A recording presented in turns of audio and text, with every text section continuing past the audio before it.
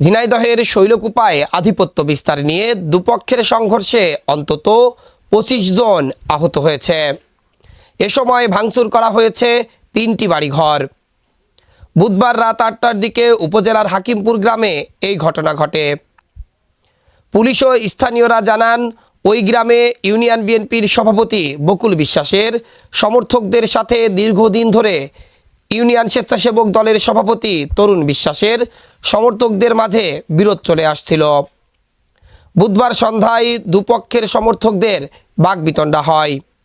এরই জের ধরে সন্ধ্যার পরে দুপক্ষের মধ্যে সংঘর্ষ বেঁধে যায়।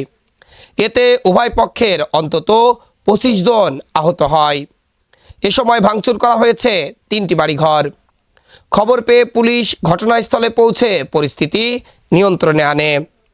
আহতদের উদ্ধার করে শৈলকুপা উপজেলা স্বাস্থ্য কমপ্লেক্সে ভর্তি করা হয়েছে। এই ঘটনার পর এলাকায় চরম উত্তেজনা বিরাজ করছে। যে কোনো ধরনের অনাকাঙ্ক্ষিত ঘটনা এড়ানোর জন্য এলাকায় অতিরিক্ত পুলিশ মোতায়েন করা হয়েছে।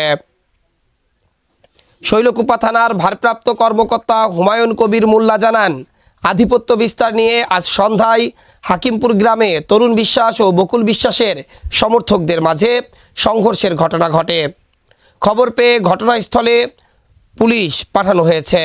বর্তমানে পরিস্থিতি শান্ত আছে।